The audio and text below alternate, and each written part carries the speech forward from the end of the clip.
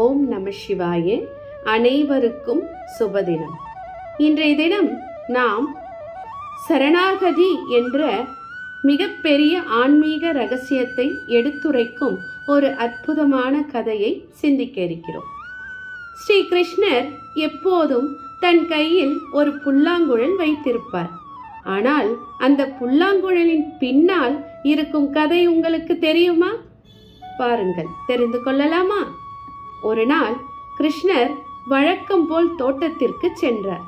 அவர் எல்லா செடி கொடிகளிடமும் நான் உங்களை நேசிக்கிறேன் என்று கூறுவார். அவைகளும் மகிழ்ச்சியுடன் கிருஷ்ண பகவானை பார்த்து நாங்களும் உங்களை நேசிக்கிறோம் என்று பதில் சொல்லும். ஆனால் ஒரு நாள் கிருஷ்ணர் சற்று கவலையுடன் தோட்டத்திற்குள் நுழைந்தார். அவர் நேராக ஒரு மூங்கில் செடியிடம் சென்றார். எனக்கு உன்னிடம் ஒரு பெரிய உதவி வேண்டும், ஆனால் அது மிகவும் கஷ்டமானது என்றார் கிருஷ்ணர். மூங்கில் செடியோ தயக்கமின்றி எது வேண்டுமென்றாலும் கொடுக்க தயார் பகவானே என்றது. கிருஷ்ணர் மெதுவாக சொன்னார், எனக்கு உன் உயிர் வேண்டும், உன்னை வெட்ட வேண்டும் என்றார். சற்று நேரம் யோசித்த மூங்கில் வேறு வழி ஏதும் இல்லையா என்று கேட்டது. இல்லை என்றார் கிருஷ்ணர். அந்த நொடியே மூங்கில் முழுமையாக சரணாகதி அடைந்தது. உங்கள் சித்தமே நடக்கட்டும் என்று தன்னை அர்ப்பணித்தது. கிருஷ்ணர் மூங்கில் செடியை வெட்டினார்.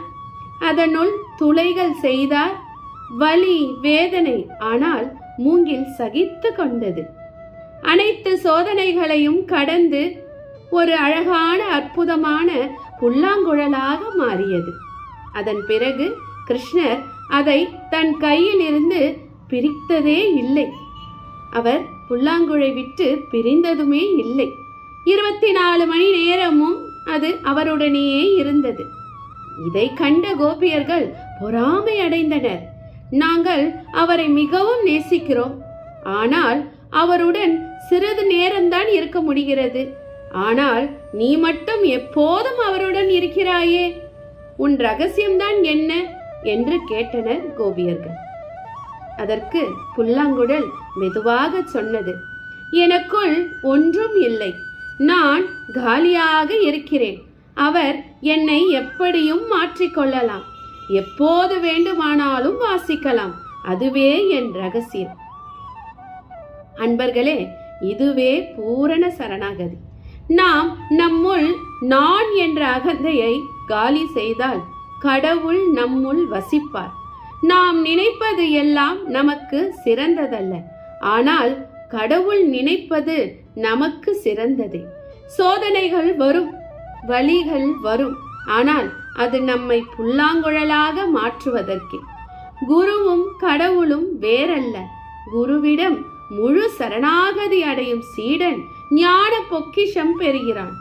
எப்போதும் காலியாக இரு, அமைதியாக இரு, நிகழ்காலத்தில் நிலைத்திரு, காத்திரு, குருவின் அருட்பார்வைக்காக.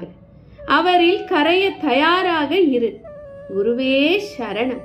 குருவின் பொற்கமல பாதங்கள் போற்றி போற்றி. ஓம் நம சிவாய. வாழ்க வளமுடன்.